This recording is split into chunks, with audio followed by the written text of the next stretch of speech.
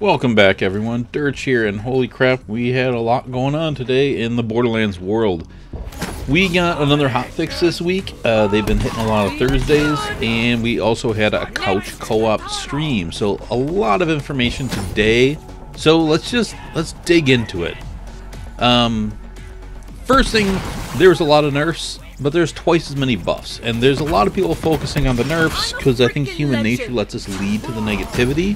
But as we saw in the previous nerfs, there's a lot of, oh no, the world's ending. They nerfed Jacob's pistols by 25%, and Jacob's pistols are still really good. So before you guys go and read these notes or listen to them and watch them and blow up and explode, go try them, because some of these things aren't as bad as you think. Some things that hit really hard, and we're going to talk about that. But we also got, again, we got about 24 buffs and 12 nerfs. And let's go through this, and then I'm going to talk about the couch co-op, which I literally just finished watching right before I hit record. So, first things first, the Wester gun got a damage increase of 25%. This is really cool. I like this gun. Splash damage on an SMG Maliwan without charge time. It did pretty well. It just got boosted up another 25%. That's very cool. There's a lot of splash damage synergy in this game, so I think there could be some fun builds with this. The ASMD damage increased by 28%. I honestly haven't really used this much. I keep finding them. I need to give it a shot sometime soon, so I don't have anything to say on it because I don't know much about it. The Cutsman got damage reduced by 25%. This was one of the highest DPS guns in the game, and we just saw Mashers get a 25% nerf, and they're fine. I think this gun is fine. It's still going to be super powerful. It's just going to be a little less broken. So I don't see a big deal there. TDR, the 10 gallon, went up by 8%. Not much, a small buff. I recently was playing with this a little bit to maybe prepare doing a video for it, but maybe I'll have to move that up the list. There's just a lot of guns I wanted to do instead. Now these Vladoffs, a lot of these I haven't really used, so I don't have a whole lot to say about them, but Sickle Reload got increased by 25%. Hey, reload gets faster, I'm happy. The Phasor's damage went up by 15%, cool. The Infinity damage increased by 40%. I've heard the Infinity sucks in this game, so that's cool. There's a lot of people that love the Infinity, and 40% is a pretty big buff. The Magnificent damage increased by 25%. I'm not really familiar with that. Jericho, which is a heavy, went up by 40%, and that's kind of interesting. I'm going to talk about heavies a little bit later. Lucian's call accuracy and handling reduced. I don't care about this. A lot of people are upset. Oh, my guns are getting nerfed. We'll see how much it was nerfed, but this gun was like pinpoint from sniper range. It's almost guaranteed it's still gonna be really good close up. I'm not really worried about it at mid range because pretty much in this game everything's really viable at mid range. So I doubt this is going to kill the Lucian's call. It's still going to be a super powerful gun. The Leuta critical damage bonus decreased by 30%. And then there was also a bug where the split wasn't happening. Well, it was happening, but they weren't splitting at a distance. They were just like one after another or like on top of each other. And they fixed that. So this one is interesting.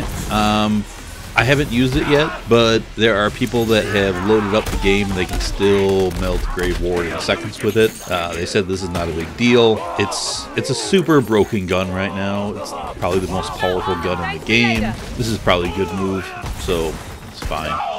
Don't freak out over the Leuta. It's still gonna be super powerful. Torg, the Tri-Bolt damage increased by 25%. This is my list to check out, so that's cool. The Alchemist increased by 25%, cool. Devil's Foreman, I don't even know if I've used that, got increased by 13%. And then the interesting one. This is one of the ones that kind of got me. The Flacker now consumes the full magazine when fired, and damage is reduced by 33%. Now, the Flacker's super powerful, 33%. I don't think it's going to kill it. Just like 25% didn't kill the Mashers. It's a little bit more, but the Flacker was like super good. What they did, because it wasn't really clear in these notes, is it became a one-shot. So the magazine is 1 and it consumes 5 ammo. So basically, it's not like if you had a magazine of 20, you'd consume 20 ammo. It's going to consume 5 ammo, and you're going to reload after that. I don't think that's the worst thing in the world. I've got to play with it and see how it is. But someone put a thread up in the forums about how that actually makes it better for Zane because his synergy with one-shot guns. So this might actually be a buff to Zane. Keep an eye out, Zane players. What sounds like a nerf could be your buff. So this is kind of interesting. The laser exploders, rocket projectiles spawn interval between... Hold on, let me read this better. Laser exploder rocket projectiles spawn interval increased by 0.4 seconds. 0.4 seconds, not too worried about that. They'll go off a little less often. The gun was super powerful. It's still going to be really powerful. I'm not worried about that nerf. Most of these nerfs are pretty minor so far. And then, like, the Liuda, again, that was like the most powerful gun in the game by a long shot. And that's just not healthy. You want guns that are more powerful and less powerful, and you find synergies. But when there are things that are that far out of the norm, it's not great for diversity. It just makes people use one thing. And we're going to get that a little bit down there. Next one I'm super pumped for. Maggie damage increased by 35%. Yes! I can't wait to try this, but I'm hearing good things. In fact, that might be the background combat you guys are watching. I'm recording this separately from the gameplay, so I don't know what the gameplay is going to be right now. I'm just talking. It's probably going to be me using a Maggie because I'm excited to use a Maggie. Hellwalker damage reduced by 8%. So they said in the couch co-op last week the Hellwalker was going to get a nerf because it was one of the outliers. An 8% damage nerf, I think we can all celebrate that. That is a fucking sneeze. That is nothing. So Hellwalker is still super good. It's still going to be a fun gun. It's still going to play heavy metal. And it's still going to fucking rock. Okay? So far, the Flacker nerf is the only big one. All the other nerfs have been pretty damn small. And you might say 30% critical hit damage is a big nerf. But with a gun as powerful as the Liuda, it's not. Go use it. It's fine. Hyperion. Conference call damage increased by 15%. I think that's great. It was underperforming. Now it got a little boost. I don't know if that's enough, honestly, but hey, it's more to the conference call. Crossroad accuracy reduced. And it now fires 3 projectiles instead of 4. So that took a pretty big hit, but that was one of the strongest guns in the game. It needed a hit. The accuracy reduced might be a double hit on it, because before you had 4 projectiles within an accuracy. Now if you have 3 projectiles within a bigger accuracy, that accuracy kind of takes a double hit by that. So it's like a 25% damage nerf, which probably isn't a big deal. The accuracy is probably going to hit a little more, where it's still going to be really powerful, but it's going to have less of a range on it. So it's going to be more shotgun range, which is probably fair for something with that kind of DPS. I think that's okay. The Butcher accuracy reduced and damage reduced by 25%. On shotguns, accuracy is damage. So this kind of sucks a little bit for the Butcher. And getting the double hit with damage sucks. But I want to use it before I judge it. Might be fine. I didn't realize the Butcher was overperforming so much. So that I love the Butcher, so this one makes me a little bit sad. But again, before I cry and say the world's coming down, I want to actually try it. Doll of Vanquisher went up by 20%. Cool. COV guns, the Skexis. Is that a... God, how am I forgetting that name? The new Netflix show that just came out. The Dark Crystal. Is that a Dark Crystal reference? If it is, I'm going to have to use that gun. I love the Dark Crystal.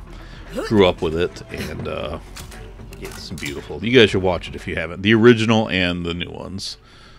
Mark Hamill did a voice in those, and Mark Hamill's the man. The Lineage went up by 20%. That's a cool gun that I liked, but it just felt a little bit on the weak side, so I'm pumped about that. Pain is Power went up by 25%. I haven't really used that, but it's on my list. Atlas, Ruby's Wrath increased by 10%. That's pretty small. I think Atlas still needs some love. I'm just not in love with that combat loop. Grenades. This one, some people are going to be super mad about. Not gonna hold them forever. So the Hunter Seeker went up by 25%. The Hex got hit with the bat. like big time. And I'm kind of happy about it. I'm not gonna lie. So the hex grenade damage reduced by 70% and the damage or the duration to 3 seconds. And then the firestorm got reduced by 70% damage. The hex was so overpowerful that it made every other grenade in the game seem pointless. And that's bad. That's bad for gameplay when it's like, hey, the hex grenade is the only grenade worth using when you have all these other grenades. That is bad game design. So that's when you have an outlier that's so far out of the norm that you have to bring it down. It's just, it's sad that it was that far out of the norm they had to bring it down this far. Seriously? And they said kind of why, who knows. I'm not going to get into that. But yeah, it's good for the game that got brought down. It's just sad it was that powerful to start with, because again, when things are just that far out of the norm, it does kill build diversity. You're never gonna have everything at the same line of damage potential, especially with all the skills and synergy in this game. But it's, God, is there a good combination for like Borderlands 2? Like Borderlands 2, the Lady Fist and the Herald were so good that every other pistol was kind of shit compared to them. And that wasn't good for like using pistol diversity, you know? Some other people use different pistols for fun, but those two were just miles ahead of everything. Same thing with snipers. Like the Pimpernel and the Leuta were so good. Like, what was the next best sniper after those? Like the Skullmasher or the Sloth? Like, it was miles down. And it should be, you know, gradual steps, not like, you know, the Sears Tower to a garage. So this is kind of good. Artifacts, the Elemental Projector. I thought that was wrong from the start, showing that values of like 180%. It's down to 90, which is still a huge damage boost. So yeah, that seemed wrong to me from the start. I'm not surprised about that. And then we get down to the Vault Hunter adjustments. So Iron Bearer health got increased by 50%, and they're not done with the Iron Bearer. This was step 1. There's more coming. They said it in Couch Co-op. All pets health increased by 50%, and they said they're not done. They're doing other things to help, but this was step 1. Digiclone health increased by 100%. I didn't hear him say other things about that, but they did say they're not done with Zane. And for you Zane guys out there, I got in some arguments with people today, but heed this. There's been, I think, 17 character buffs so far in all these patches and hotfixes. Zane's had 9 of them. They hear you loud and clear. They are working on Zane.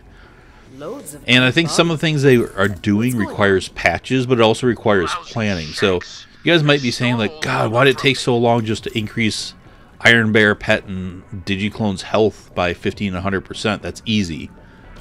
The thing that's not easy is, what do we do? Because you don't want to put out a fix and then all of a sudden say, oh, we want to go in this direction, now that fix is wrong, and we have to take it back. So first you got to plan what you're going to do, and then you have to execute it, and sometimes it can't all be done in a hotfix. Some of it has to go in a patch. So they're working on this stuff, they're doing it, it's happening. And then they addressed a bug with Salvation, where grenades were giving lifesteal. Apparently that wasn't supposed to happen, but it was. So that's kind of sad, because getting lifesteal off grenades is pretty awesome. And then there's a bunch of bug fixes. And some of these were like progression stoppers and missions and stuff, but the big one, which to me is not a bug fix, it's a boost. Shield boosters were modified and are now set for auto pickup. Holy fuck, guys. This is awesome. This is what I want to talk about, heavies. This is a big boost. So there's a lot of awesome shield boosters in this game. There are ones that give you damage, shield, health. I think I have some movement speed. There's a bunch of different boosters. But like, if I'm gonna pick up a booster that's gonna increase my damage for a short while, but I have to stop doing damage to like pick it up and then go back to shooting things, is that really worth it? Maybe, maybe not. Now it's auto pickup. Yeah, it's worth it. But the big boom blasters in this game, and those pickups give you heavy ammo and grenades. Oh yeah. I've been kind of not getting into the heavy guns so much because there's just such limited ammo and I'm not into it. But if I can wear a big boom blaster, that might not be too big of a concern, because you can also just dot yourself, because splash damage is pretty much universally self-damaging now. So you can just shoot your feet and like boom, get a bunch of just dot yourself with a weak dot and pick up a bunch of heavy ammo and just keep shooting people. And like with the overkill build that I've been doing tomorrow and heavy guns with the big boom blaster, yes please, this is a big deal. So before I move to the couch co-op, because we're already, Jesus, 16 minutes, and when you look at this, I mean, let's go and just look at the nerfs again, because that's where people are focusing. Cut spin, 25% damage. That's not a big deal. We just saw a 25% damage hit on the mashers, and that was barely noticeable. The mashers are still super strong. I think all of that off was buffs. Oh no, the Lucian's Call, accuracy and handling. I haven't used it yet, but from what everybody's telling me who have, it's fine. Not a big deal. So 2 nerfs, no big deals yet. The Leuta down by 30%. You might argue with me on this, but 30% with a gun that's powerful, it's still gonna wreck everything. It's still gonna probably be the most powerful sniper and one of the most powerful guns in the game, even with that decrease. And it's still gonna be able to wreck Grey Ward in seconds. Leuta's gonna be fine. So 3 nerfs down, no big. 4, no big deals. The Flacker, that's gonna take some playing with. I don't know. That could be a bad one. Ramsden? You're working for No Fingers Ramsden? The Hellwalker, who cares? Enemy's fingers for freaking fun? The Crossroad, that'll be fine. It's just reduced range. It's still gonna do massive DPS. Butcher, you know, the damage is similar to the Maggie. We'll see what the accuracy does, but there's a lot of ways to boost accuracy, so you might be fine. What's next? Grenades. So the big ones are the grenades and the Flacker. All the other nerfs are pretty minor, so like, let's just calm down a little bit on the nerfs, because seriously, it's not that bad. In every other previous like round of nerfs, it turned out to not be that bad. I mean, I guess some people are gonna argue me Grills in the Mist, but Grills in the Mist was stupid and broken, was like limiting everything. My personal take on Grills in the Mist, and I was gonna say, no, I'm gonna keep that for a second deal. But yeah, pretty much all of them have been little. You know, Flak losing the 2-second nerf on Flak going, but then it was fixed the next week to 0.3 and it's fine. So again, most of these nerfs have been very little impactful, except Grills in the Mist that needed it, and now the Hex and maybe the Flacker. And the Flacker might be okay. I mean, we have to try it.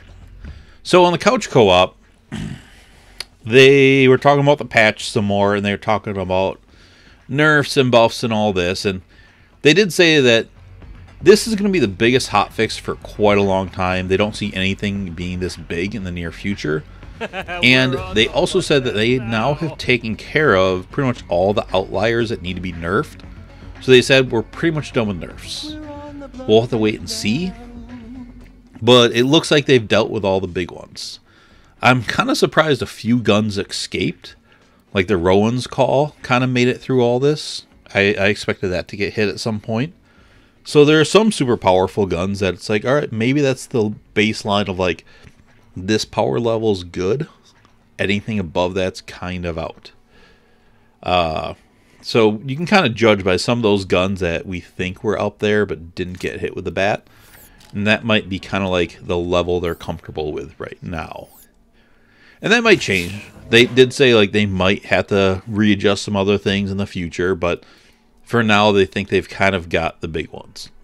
So we're going to keep seeing things get buffed, but the nerfs should slow down. I think that's going to make everybody happy. They also talked a lot about, you know, where I was touching that with the health of the pets and the companions and that stuff. They said there's a lot of things that go into it. You know, they could buff the health by 500%, but if you have 10 enemies at Mayhem 3 hitting that pet or Iron Bear, it's still going to die. So they're looking at other things that can help negate that. And those things take a little extra planning and patches to implement. So those things will be coming. They said they're definitely looking at bank space. That's sweet. They are looking at mayhem modifiers. They specifically said the reflection was an issue. They didn't say they're going to get rid of it. So it might just go down to like 10% or 15%, but still be in there. But they're looking at mayhem modifiers and fixing that. And one of the big ones I won't really want to address is they talk about world drops versus assigned drops. So they're going to tweak that balance where they're going to get a lot of the world drops. They didn't say all, but they're going to get a lot of the world drops assigned drops. So that's coming too. So they're hearing us. And a few things they asked is keep the communication going. They're reading Reddit. They're reading the forums. And bug reports are a big help. So put in the bug reports, guys. That helps us all. And then, you know, a lot of people just hang out on Twitch. And it's hard for them to get feedback from Twitch, I think, because it just moves so fast and is less permanent. And same thing with like YouTube comments. There's just so many videos for them to read. So if you can, if it's possible, go to either Reddit and the forums and add your feedback to what you're seeing there. Because in those two places, it's a lot easier for them to get to the information and find it and hear it and listen to us. But also, when you go to those places, sometimes it's better to add to a thread than create a new thread or topic. Because if I'm a dev and there's 100 threads on a topic, that's a lot to read. But if there's one thread, even if it's got, you know, 10,000 posts, it's a lot easier to go through that one thread than to try to read 1,000 threads. So try to, you know, for the sake of the community and getting that information, that is a good way to help share it. And by sharing this information, it helps all of us because they are listening to our feedback. We've already seen it a lot. And they're continuing to do things. And as much as the nerfs might bug you guys, keep in mind, we are getting a ton of fixes, and the fixes are coming. And in no Borderlands, in fact, in the 10 years prior to Borderlands 3, if you combine all of the buffs that we got for guns between Borderlands 1, 2, and the pre-sequel, it was less than the amount of buffs we got for guns and skills in just 30 days of this game. Or 35 days, whatever. That's fucking cool. That is really cool. So keep the information coming because they're listening to us. I think the community patch had a lot to do with this.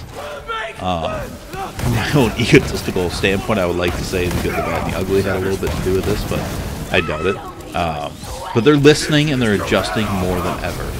And this is really cool, and this is really awesome. And I'm super excited to be part of this kind of Borderlands culture right now.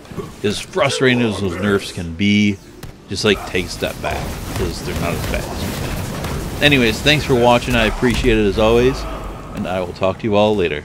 Bye.